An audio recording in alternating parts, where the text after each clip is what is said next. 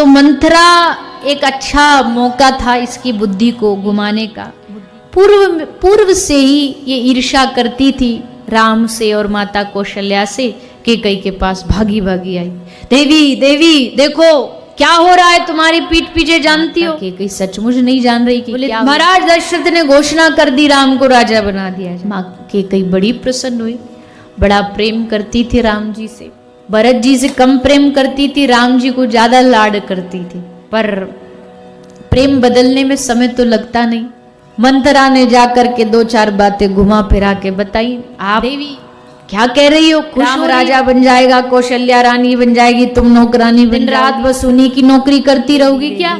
अपनी बातों से, अपनी वाणी से का हृदय परिवर्तित हुआ और जाकर के कोप भवन में 2 वरदान महाराज दशरथ से मांगे। पहला वरदान भरत को राजगद्दी और दूसरा वरदान तापस वेश विशेष उदासी 14 वर्ष राम वनवर्ष, राम को वनवास। एक क्षण में सब बदल गया। श्री राम जी जानते थे कि माता ने वरदान मांगे हैं पिता से, तो तपस्वी का वेश बनाया और माता जानकी ने कहा नाथ मैं भी आपके साथ चलूंगी।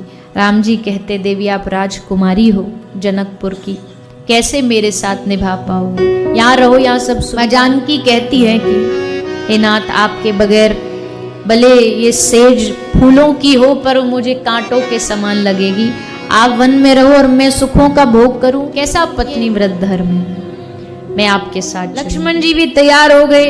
राम जी ने खूब समझाया तुम यहाँ रहो, लेकिन श्री लक्ष्मण जी भी तपस्वी का वेश बना करके पूरी अयोध्या में हाहाकार मच गया। जहाँ कल खुशियां मनाई जा रही थी आज पूरे शोक में परिवर्तित हो गया।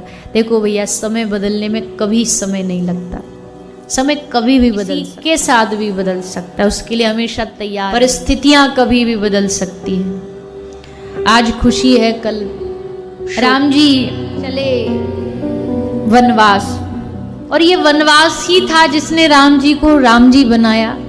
राजा राम नहीं तो एक राजा की कौन कथा सुनता है, लेकिन 14 वर्ष अपने भक्तों पर जाकर के राम जी ने कृपा करी।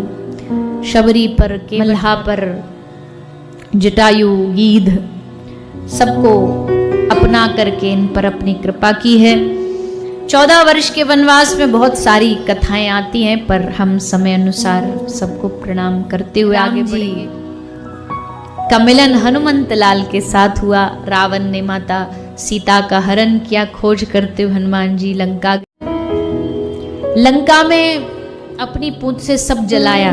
किसका घर नहीं जलाया? उस समय कोई नेम प्लेट तो होती नहीं थी कि पता चल जाए कि भैया विभीषण का घर है। लेकिन जब उन्होंने देखा कि विभीषण के घर के आंगन में तुलसी का पौधा है, उसको देख करके हनुमान जी समझ गए कि ये किसी वैष्णव का घर है। हमारे घर की जो एंट्री है, हमारे घर का जो परिवेश है, वो बता देता है हमारे विचारों को। हमारी सोच में तुलसी होगी, शालिग्राम भगवान होंगे, घर में मंदिर होगा, घर में प्रवेश करोगे ठाकुर जी का कहीं चित्र होगा या नाम लिखा होगा, तो समझो किसी अच्छे वैष्णव का घर है। और घर में घुसते ऊपर छत पे तुमको काला टायर और वो मटका मुंह बना के, आंख नाक बना करके, बोला हमारे घर को नजर नहीं लग जाए, ये किसी घर पे लगा दिख रहा है, तो मतलब समझ लो कोई बड़ा डरपोक आदमी है।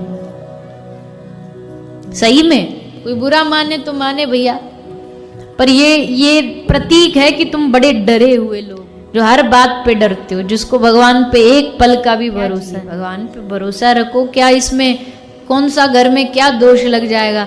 लोग इतना सा घर की दिशा टेढ़ी है, उसके लिए पूरा घर का एंगल बदल तोड़ कर करके, पर फिर भी घर से झगड़े खत्म नहीं होते। कहते हैं वास्तु दोष, ये बुद्धि का दोष है, स्वभाव का दोष है। जिसका स्वभाव ही लड़ने भिड़ने का है, वो तो कहीं ना कहीं से झगड़े का रास्ता खोज ही लेगा। कोई कारण नहीं चाहिए, वो कारण बना लेगा अपने आप। तो फिर यहाँ वास्तु दोष काम नहीं करता है, बुद्धि का दोष काम करता है। मैं ऐसा नहीं कह रही, जो मानते हैं मेरा उनको प्रणाम है, मैं किसी के विरोध में नहीं, किसी के खिलाफ नहीं। पर भैया देखो, हम तो एक बात मानते हैं कि कहते हैं दुनिया में कोई भी नजर गुजर बुराई अशुभता कुछ को हटाने के लिए काला रंग माना जाता है। काला रंग सब दोषी को नजर ना लगे तो काला लगाते हैं, घर पे कुछ काला मटका लगाएंगे तो काला जो होता है वो सब दोष खत्म कर देता है। और हम जो ब्रज के लोग हैं, हम मानते हमारे कन्हैया से बड़ा काला कौन होगा। दुनिया की सबसे बड़ी नजर उतारने का काम ये काला कन्हैया करता है। तो जिसके जीवन में काला कन्हैया हो उसको फिर किसी से डरने की जरूरत नहीं। सबसे बड़ा काला टीका यही, कोई नजर नहीं लगेगी दुनिया की, किसी की हिम्मत नहीं। शनिदेव आज भी नंदगांव के पास कोकिलावन में शनिदेव दास बन के विराजमान है। जो कृष्ण को बजेगा ये सब ग्रह उसकी शरण दिखाते उसको, बल्कि उसके शरण में रहते। और अब मानो न मानो, खुशी आपकी, सबकी अपनी अपनी विचारधारा हो सकती है। श्री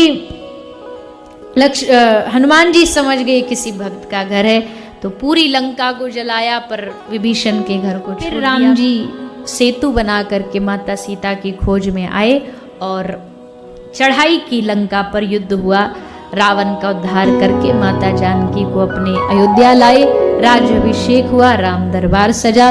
और इस प्रकार श्री राम जी के इस चरित्र को श्री सुखदेव जी ने श्रवण कराया। आप हम सब ने भी इसको संक्षेप में श्रवण किया, राम कथा को प्रणाम किया।